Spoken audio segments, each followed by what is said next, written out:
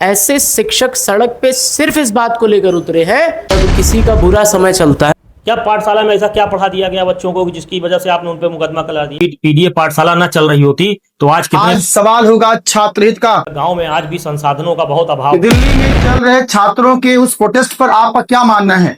कौन सही कौन गलत? आज कितने बच्चों का भविष्य बर्बाद हो जाता है। में देश हित में छात्र हित में आज फिर से आपके साथ है, हमारे साथ हमारे मेहमान हैं मनीष पांडे और अजीत अविनाश सिंह। क्या सही है क्या गलत है, दोनों के बारे में सही जानकारी देंगे। मित्रों, आज सवाल होगा छात्र हित का। मित्रों, आज सवाल होगा देश हित का।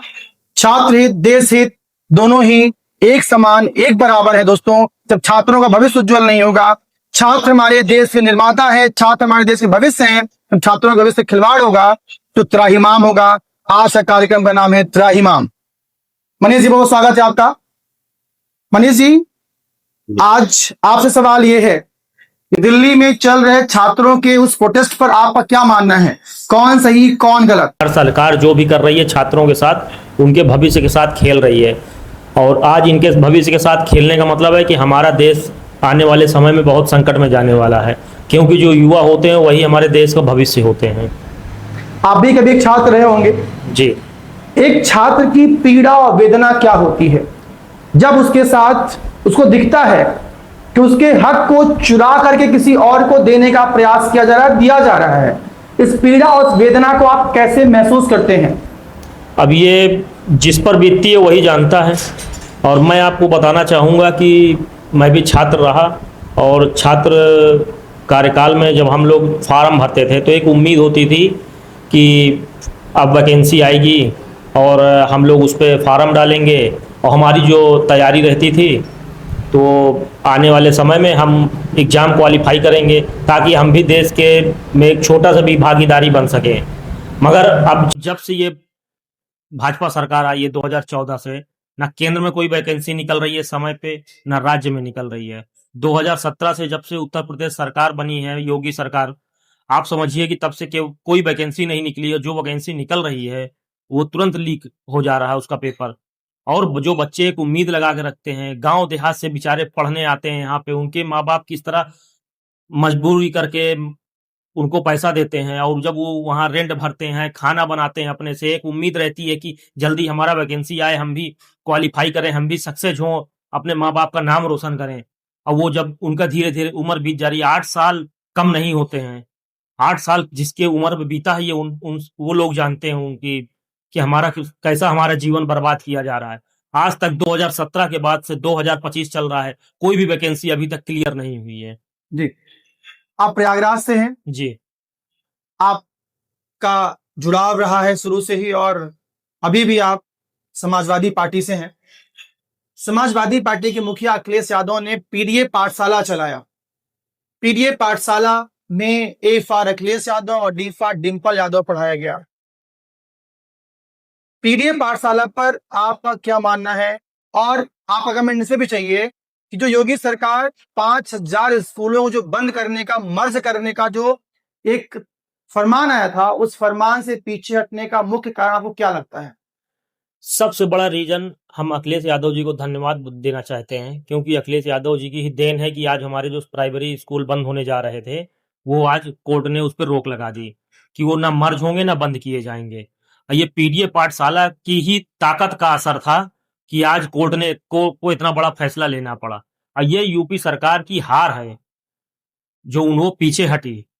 और अगर ये पीडीए पाठशाला ना चल रही होती तो आज कितने बच्चों का भविष्य बर्बाद हो जाता, कितने माँ बाप के सपना टूट जाता, कितने गांव के बच्चे जो अपने बगल में रहते हैं, अपने गांव में आते हैं, अपने स्कूल में पढ़ते हैं, फिर अपने परिवार के साथ जाके खेती मजदूरी करते हैं, अपने गांव में रहते हैं, आज उनको जब गांव से दूर जाना पड़ेगा। गांव में आज भी संसाधनों का बहुत अभाव है, जिस वजह से उनकी पढ़ाई बहुत प्रभावित होती।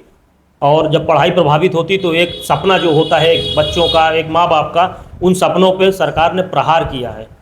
और आज ये अखिलेश यादव जी की ही देन है कि कोर्ट ने उस फैसले को रिजेक्ट किया, और हम लोग अखिलेश यादव जी को धन्यवाद देना चाहते हैं कि जो पीडीए पाठशाला उन्होंने चलाई है।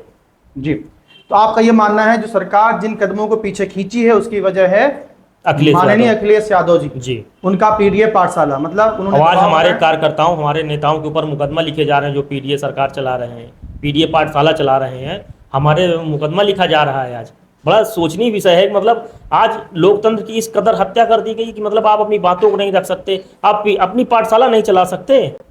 क्या पाठशाला में ऐसा क्या पढ़ा दिया गया बच्चों को कि जिसकी वजह से आपने उन पर मुकदमा करा दिया? अब क्या चीज़ मुकदमा आप चलाएंगे?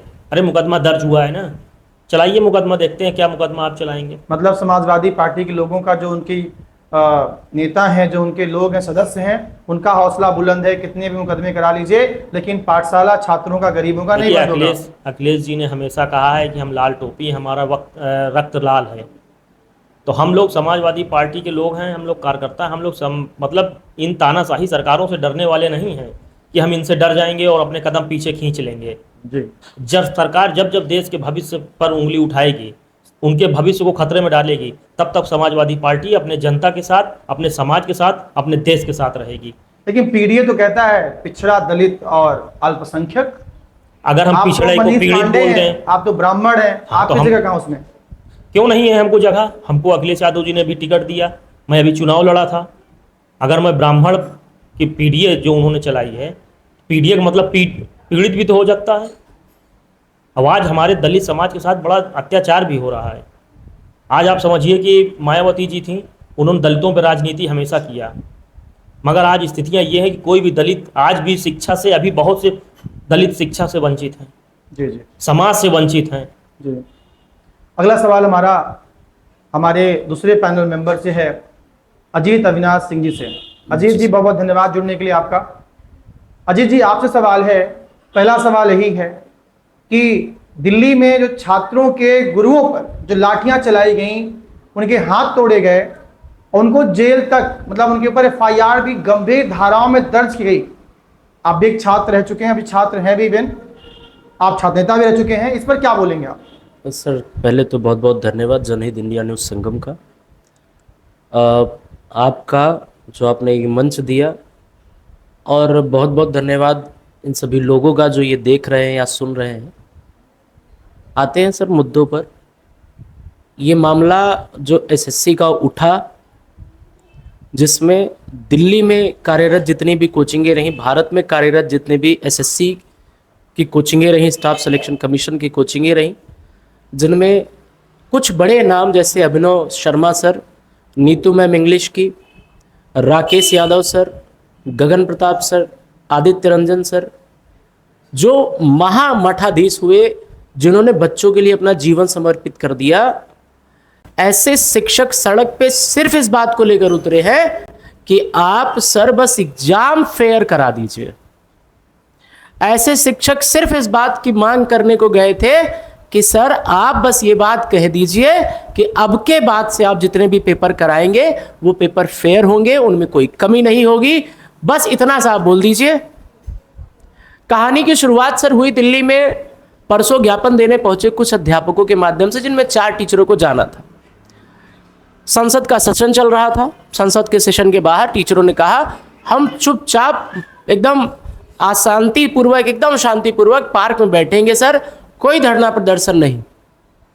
2017 में सीजल परीक्षा क्रैश करने के बाद अभिनव शर्मा सर, जिनको वर्दी मिली, उन्होंने वर्दी छोड़ दी, ये कहकर कि मैं तो बिना सरकारी नौकरी के भी अपना जीवन यापन कर लूंगा, विद्यार्थियों को पढ़ा लूंगा। उस व्यक्ति जी, आपसे मेरा सवाल है जी कि यहाँ पर जो टीचर्स छात्रों के हित में, छात्रों के लिए तथा कथित हित में जो वो धरना प्रदर्शन कर रहे हैं और बड़ी मात्रा में छात्रों को वहां पर आने के लिए उनका आह्वान कर रहे हैं जी, इस पे कोई राजनीतिक हित तो उनका नहीं छुपा हुआ है? सर, वही कहावत एक कही है, पुराने समय में लोग कहा करते थे कि जब किसी का बुरा समय चलता है ना, तो पहले बुद्धि उसकी खत्म हो जाती है। ऐसा प्रश्न करने वाले लोगों से मेरा एक सवाल है सर, आज हर छात्र जो तैयारी करता है वो हर एक एग्जाम के बाद सड़क पे बैठ जाता है। आप ये बताइए सर, उत्तर प्रदेश सरकार हो चाहे केंद्र की सरकार हो, कौन सा एग्जाम किए ऐसा जिसमें लड़कों ने शिकायत न दर्ज कर दी? बताइए कौन सा एग्जाम ऐसा करवा दिया आपने? आप सर इतने मूर्ख प्रवृत्ति के लोगों को आपने गद्दी पर बैठा रखा है। आप समझिए सेंटर कहाँ भेजते हैं सर? 1200 किलोमीटर दूर। फॉर्म कितने का सर? 500 रुपए का। एक लड़का फॉर्म भरे, 1200 रुपए धक्के ट्रेन में, कोई व्यवस्था नहीं सर। अभी 2022 का एक एग्जाम हुआ है टीए का, टेक्निकल असिस्टेंट का, कनिष्ठ पदाधिकारी का, उसका सेंटर इलाहाबाद को भेज दिया, झांसी से इलाहाबाद आने जाने की केवल 2 ट्रेन डायरेक्ट में है सर। लड़के बूसे की तरह भर के, जहां लोग पेशाब करते हैं वहां लोग बैठकर लड़के गए हैं सर। हम एग्जाम देने जाते हैं, हम जानवर हैं। ट्रेन ना आपकी ट्रेन की व्यवस्था सही, ना आपकी बस की व्यवस्था सही है, ना वहां जहां लड़के जाते हैं एग्जाम सेंटर पे बैग रखने का पैसा। किस बात का एग्जाम करा रहे हो भाई? क्या चाहते क्या हो? 2022 का वैकेंसी भरा हुआ इंसान 2025 के लास्ट पेपर दे रहा है, और वो पेपर की ज्वाइनिंग अभी केवल पेपर दिया है सर। रिजल्ट आएगा 2 साल बाद, ज्वाइनिंग होगी 2 साल बाद। 2017 के बाद से जिन लड़कों ने ग्रेजुएशन किया ना सर, उनमें 98% लड़के, उनका जीवन बर्बाद हो गई इस वजह से, क्योंकि भारत में ऐसे व्यक्तियों की सरकार बन गई जिनके खुद न कुछ खाने को है ही नहीं सर। आप बताइए, आपका परिवार नहीं, आपको दूसरे के बेटे बहन की क्या चिंता होगी? आप यही कहते हैं ना सर, हम तो फकीर है झोला उठा, आप झोला उठाने लायक ही हैं। आप बस सत्ता पे किसी तरीके से बैठे हुए हैं, चाहे वो उत्तर प्रदेश सरकार के माननीय मुख्यमंत्री जी हो, और चाहे हमारे देश के भावी बस महान प्रधानमंत्री साहब मोदी जी हो। आप लोग सर किसी काम के नहीं है। आप कैसा डेवलपमेंट कर रहे हैं सर? कौन सा डेवलपमेंट आप कर रहे हैं?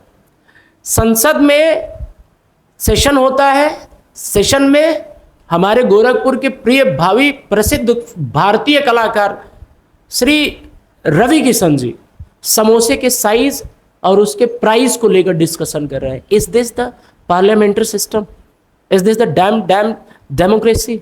Is this the things which want? No sir, we don't need it. बंद करो सर ये शासन। आखिर आप पॉलिटिकल एजुकेशन, आप पॉलिटिकल पात्रता भी रखो ना। देखिए, विधायक आप, अगर छात्रों को समस्या होती तो छात्र आह्वान करते, क्यों करें? ये शिक्षक जो कि कोविड के बाद से एक ऐसा शिक्षकों का एक समूह बना है जी, जो गांव गरीब में रहने वाले छात्रों को रील के माध्यम से, अपने वीडियोज के माध्यम से उनको अपनी ओर आकर्षित करते हैं, विभिन्न सरकारी जॉब के लिए उनको उलझा के रखते हैं। जबकि छात्रों को पता है, उन टीचरों को पता है, सरकारी नौकरियां एक लिमिटेड हैं, हर किसी को गवर्नमेंट जॉब नहीं मिल सकती। I want correct the statement. सवाल मेरा यही है कि ये जो टीचर कोविड के बाद से जो इनका एक समूह खड़ा हो गया है, टीचर नहीं, एक कॉर्पोरेट जगत में एक ऐसे मठाधीश बन चुके हैं जिनकी अरबों खरबों की संपत्तियां बन चुकी हैं, उन पर क्या बोलेंगे आप? सर बहुत अच्छा सवाल है, बट आई वांट करेक्टेड।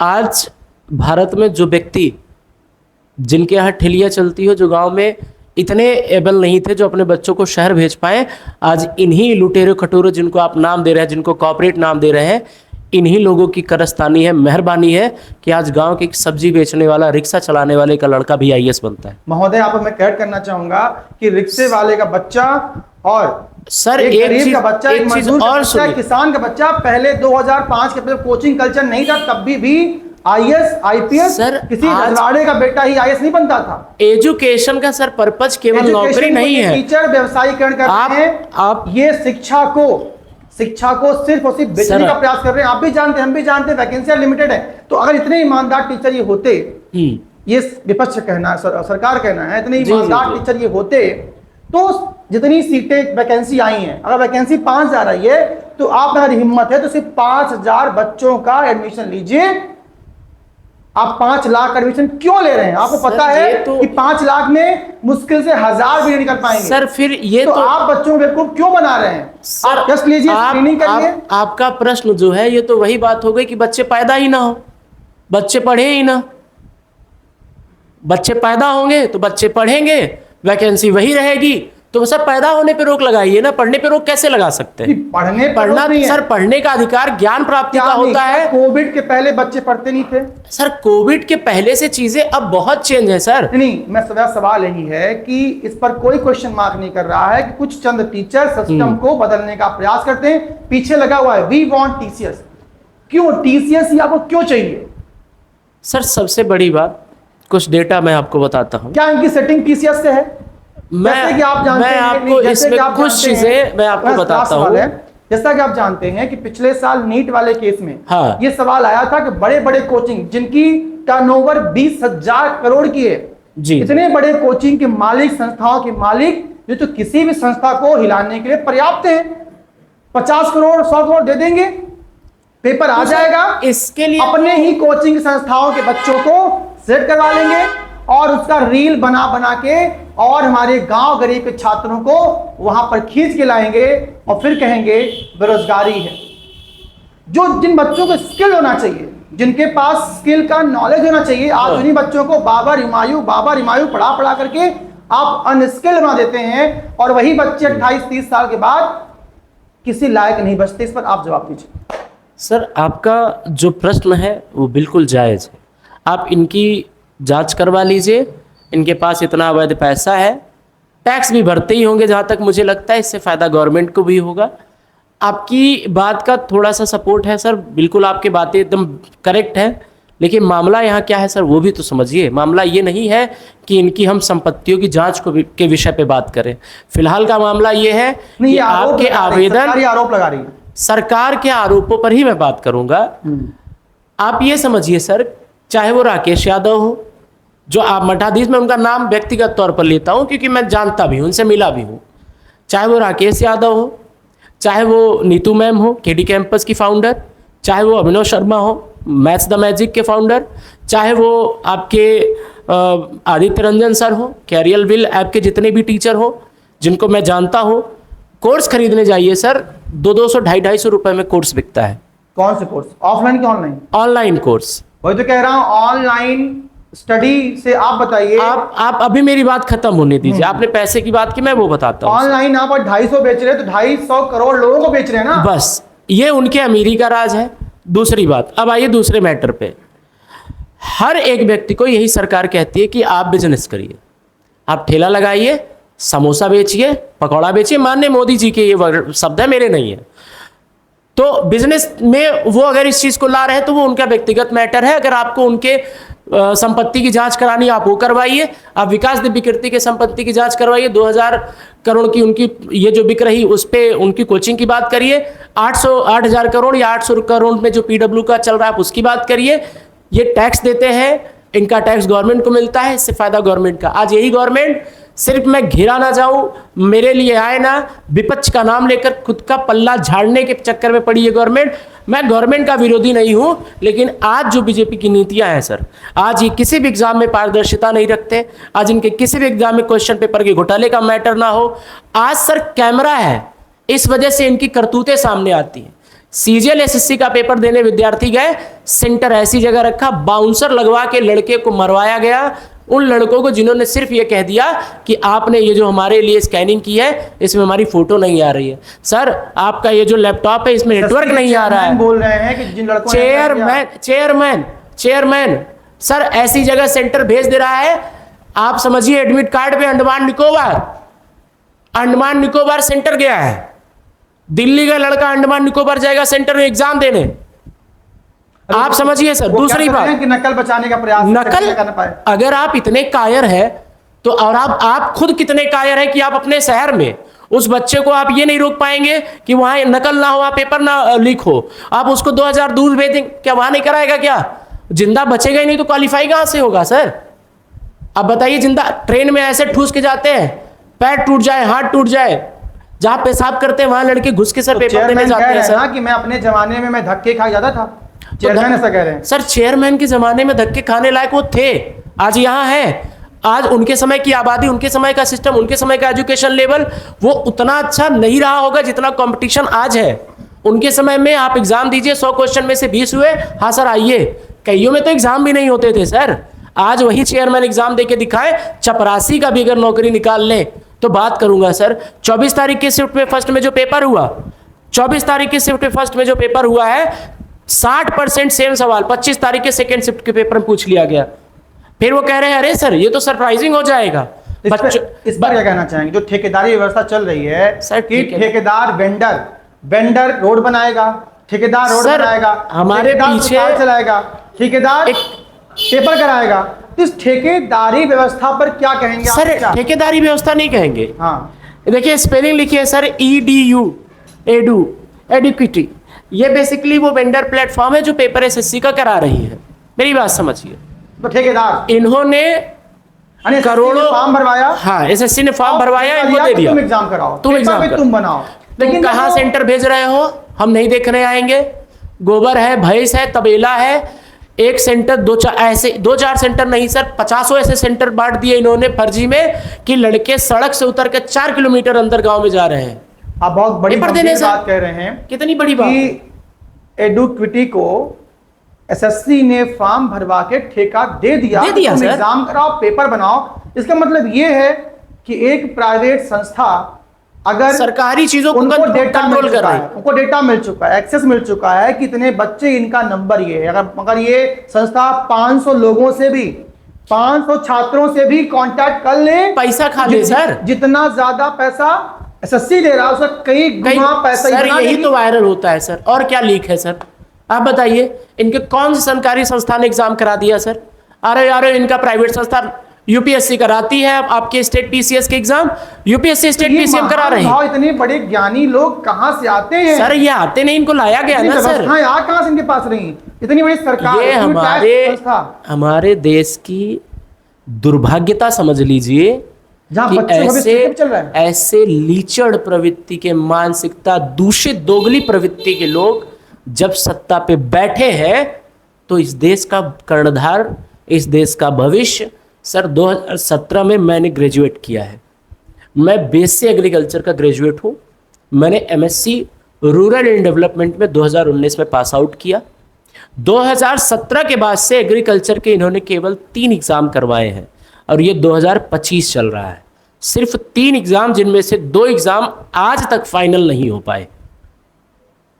मैं 2017 का ग्रेजुएट एग्रीकल्चर, आज तक में 3 वैकेंसियां आई, एजीटीए मंडी परिषद का फॉर्म 2022 में भरा था, 2025 तक में उसका कोई रिकॉर्ड नहीं है। लेकिन एग्जाम कब होगा, कहां होगा, क्या होगा, सेंटर भेजेंगे 2000 किलोमीटर दूर। यानी भारत की शिक्षा व्यवस्था सर भारत की शिक्षा व्यवस्था तब तक नहीं सुधरेगी सर जब तक भारत में नेतागिरी चलेगी, जब तक पॉलिटिशियन जिंदा रहेंगे। ये जो दोगले प्रवृत्ति के पॉलिटिशियन ना, इधर हाँ हम बच्चों के भविष्य, फिर इधर भाड़ में जाए भविष्य, ये इस तरीके से मानसिकता इनकी सही नहीं होगी। और सर सुनिए, अभी आपने पूछा था ना शिक्षक, सर 150 शिक्षक वहाँ गए थे दिल्ली में, मार दिया है सर, शिक्षकों का हाथ टूट गया, घसीट के ले जा रहे हैं जैसे वो क्रिमिनल है, सड़क पे घसीट के ले जा रहे हैं जैसे वो क्रिमिनल है। आप बताइए आपके पास 200 करोड़ रुपया होगा और आप चलेंगे सड़क पे घसीटाने और हाथ तोड़वाने। आपने भी बोला ना सर उनकी जांच की जाए, ऐसा एक भी शिक्षक। मैं नहीं बोल रहा हूं, मैं नहीं बोल रहा सर, सरकार बैठे लोग बोल रहे हैं, और सुनिए पक्ष के लोग बोल रहे हैं। ये पक्ष विपक्ष भारत का ना सर एक ही थाली है जनहित और इंडिया दोनों में छात्रों खाते के हैं। साथ है। जनहित इंडिया छात्रों के हित में, देश हित में है। सर देश छात्रों का ही तो बचा नहीं है देश में, मेरा यही कहना है सर।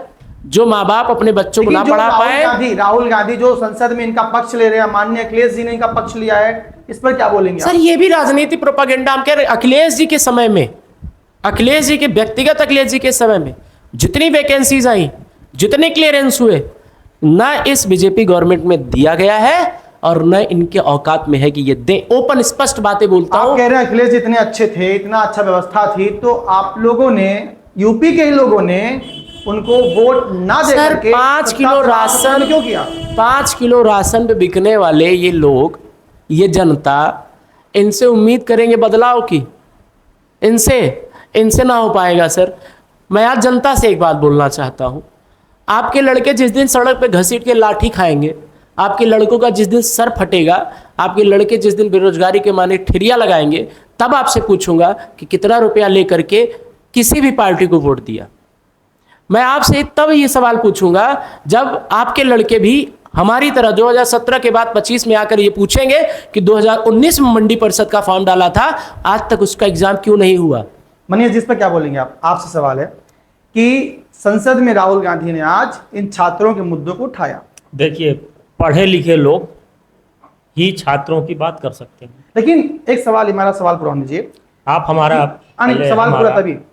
अखिलेश जी हाँ, और केंद्र में राहुल गांधी जी, ये ऐसे नेता हैं जिनकी शिक्षा आप उठा के देखिए, इनकी कोई डिग्री फर्जी नहीं है और ना इनको डिग्री दिखाने में कभी डर लगेगा, ना इनकी डिग्री में कभी कोई सवाल उठा पाएगा।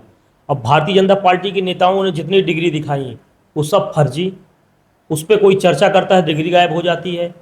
वो कभी कहते हैं मैं गरीब हूँ, उनको चाय बेचते किसी ने नहीं देखा, उनको बढ़िया बढ़िया गाड़ियों में घूमते देखें, इतने बड़े युवा अपने जो देशभक्त बताते हैं। जब उनकी माँ दूसरों के घर में बर्तन मांजती थी तो वो बंदा अमेरिका घूमता था, बोलता था मैं कितने देशों में घूम चुका हूँ, मैं 35 साल तक भिक्षा मांगा। अमित शाह जी बोलते हैं कि 1960 में पटेल जी पे अभी कुछ उन्होंने टिप्पणी की है कि पटेल जी होते तो क्या नहीं होता, वो अभी जानकारी मुझको नहीं है, अभी मुझे याद नहीं। उन्होंने किसी चीज़ की जानकारी नहीं है। आज फैसला लेंगे, टीवी में चल जाएगा, दूसरे दिन विरोध होगा कि अरे आपने तो गलत फैसला दे दिया, ये होना ही नहीं चाहिए, ये लागू ही नहीं हो पाएगा, ओहो सॉरी, इसको फिर से पलट दो। ये एक तरह से तानाशाही सरकार है जो हिटलर के सिद्धांतों पे चल रही है, अंग्रेजों के सिद्धांतों पे चल रही है। इनसे छात्र से किसी प्रकार का देश। लेकिन यही जनता, आप अखिलेश की बात कर रहे हैं, नहीं आप अखिलेश की बात कर रहे हैं, आप राहुल गांधी की बात कर रहे हैं, मानता हूं कि जनता ने अखिलेश को भी सरकार दी, सत्ता दी, राहुल गांधी को सत्ता दी। वही जनता ने इन्हीं अखिलेश को, इन्हीं राहुल गांधी को सत्ता से बाहर करने का भी काम किया। यही लोकतंत्र है। अखिलेश जी की सरकार जब 2017 में गई, कमी रही होगी, उन्होंने जब कार्य किया, हाँ। उन्होंने जब काम किया तो उनके काम को हम लोग गिना सकते हैं।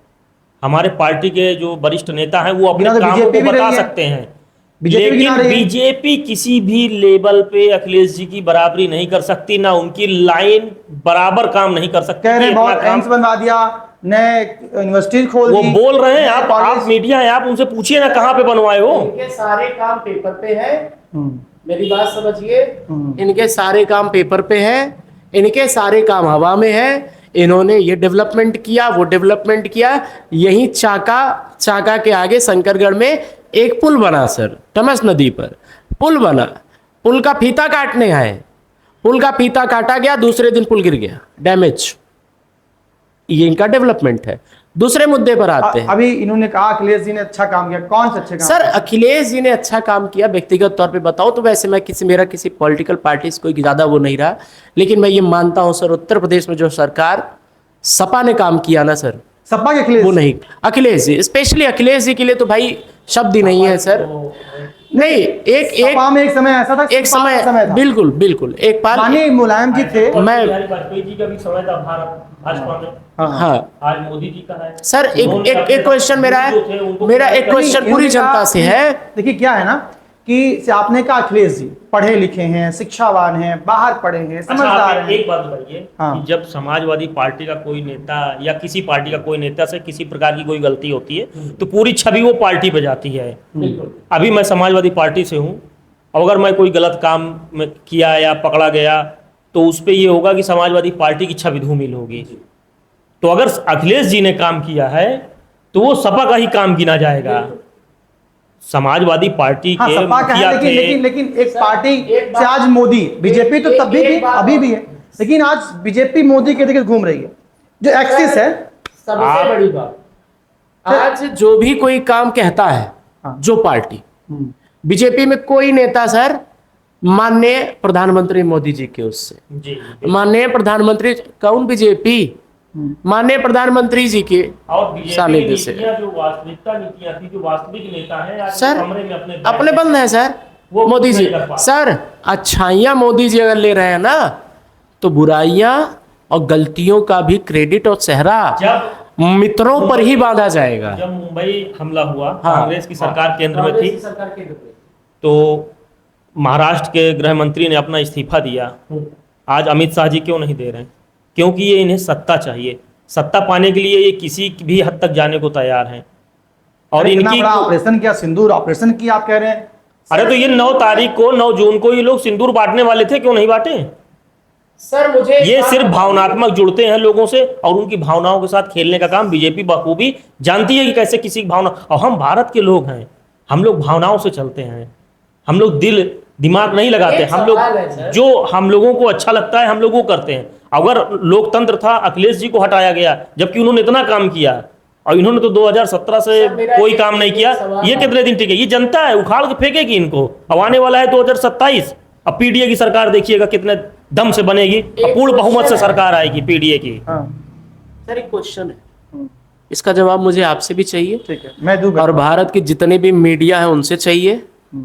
सच नहीं दिखाती मीडिया। सिंदूर ऑपरेशन के पहले जो अटैक हुआ, जिन लोगों ने अटैक किया, बीजेपी कहते उन्हें मार दिया, उनकी फोटो क्यों नहीं दिखाई गई? कहाँ है वो? जब अखिलेश जी ने सवाल किया, सर दूसरा क्वेश्चन, आपने मार दिया। पुलवामा अटैक हुआ, आप कह रहे हैं कि वो पुलवामा कौन अटैक, होते हैं? सर पुलवामा अटैक हुआ, उस गाड़ी में जितने लोग बैठे वो गाड़ी कहाँ से आई, कैसे आई, उनके चेहरे कहाँ से आ रहे हैं? मतलब जा रहे हो अमेरिका, आयरलैंड, फलाना ढिमकाना, और तुमको ये नहीं पता चल रहा है तुम्हारे देश में लोग कहाँ से आ रहे हैं, इतना आरडीएक्स कहाँ से पा गए? तुम्हारे देश में सिंदूर उजाड़ दिया गया, बदला भी ले लिए। हमारे देश की मीडिया ने रातों रात पाकिस्तान लाहौर कब्जा भी कर लिया। मामला सिर्फ ये है कि जिन लोगों ने ये गोलियां चलाई, हत्याएं की, उनकी फोटो तो दिखा देते मोदी जी। एक का भी फोटो दिखाया गया सर? नहीं। हम आपको बताएं, ये पूरा स्क्रिप्ट हाँ। इन्हीं लोग रचते हैं, यही डायरेक्टर होते हैं, यही एक्टर होते हैं और यही विलन होते हैं। पूरी फिल्म इन्हीं के इर्द गिर्द घूमती है, चाहे वो उरी का हमला हो, पुलवामा हमला हो। जब जब चुनाव आता है तब तब ये इन्हीं धार्मिक मुद्दों को, सैनिक को आगे करते। कितने सैनिक लोगों ने बोला भी कि हम लोगों का सहारा लेना मोदी जी छोड़िए। ये लोग सिर्फ लोगों की भावनाओं से खेलते हैं। लेकिन अगर बात कर रहे हैं आप पुलवामा, अगर आप बात कर रहे हैं पुलवामा पहलगाम, इसकी जितनी निंदा की जाए कम है। लेकिन आप भी जान रहे हैं, हम भी जान रहे हैं कि और हम समाजवादियों का ऐसे इतिहास आतंकवादी रहा। हमले, सुनिए, हम पहले हमारी बात सुनिए। नहीं, हमारा सवाल है, ऐसे आतंकवादी हमले सपा समय में भी हुए यूपी में, आप जान ही रहे हैं। हाँ तो हुआ, तो कसाब को फांसी दी गई, वाराणसी में, तत्काल मुंबई लोगों में को हुआ, मारा गया, दिल्ली में हुआ, मालेगांव का कल फैसला ही आया। तो आतंकवादी हमले जो हुए वो तो सभी सरकारों में हो रहे थे। अच्छा, तो ये क्या हर रहे हैं, सरकार इसमें में चल हो रहा रहे है। थे। कांग्रेस सरकार में कसाब को फांसी हुई, ये तो घुस के मारे हैं, अजहर मौजूद को ये लोग छोड़ने गए थे, ये भाजपा तो वाले। घुस के मारे, अभी फिर मारे। ये सिर्फ आप लोग दिखा रहे हैं, हाँ, ये वास्तविकता नहीं है। नहीं तो मीडिया में तो वहां की ये सच्चाई है, अंतरराष्ट्रीय मीडिया भी कवर करती है। अरे तो कौन हमारा पाकिस्तान हमारा देव मित्र है क्या? अल जजीरा आपने मारा, अच्छी बात है। आपने नहीं मारा, सैनिक ने मारा, हाँ, सेना के जवानों ने सेना ने मारा, अच्छा किया। का सारा क्रेडिट इन लोगों ने ले लिया। सेना जो करती है ना सर, वो मोदी जी करते हैं। हम्म। सेना ने अगर कुछ किया ना सर, मोदी जी ने किया। वर्दी पहन तो के कांग्रेस भी तो कहती है कि इंदिरा जी ने किया था। सर एक बात और सुन लीजिए, नहीं नहीं, अगर कांग्रेस ये अगर आप ऐसा कहते हैं सर- तो कांग्रेस भी कहती है ना, हमने कराया 71 में, हमने बांट दिए 2 हिस्से, तेरह लड़ने गई थी ना। एक सवाल है सर मेरा, हम्म। मोदी जी ने ऑपरेशन सिंदूर किया, बहुत खुशी है मुझे। मैं आपके पिछले डिबेट में भी मैं आया था, मैंने इसकी बड़ाई भी की, चर्चा भी की। मेरा ये कहना है ना सर, पाकिस्तान का आलाप रागना बंद करिए।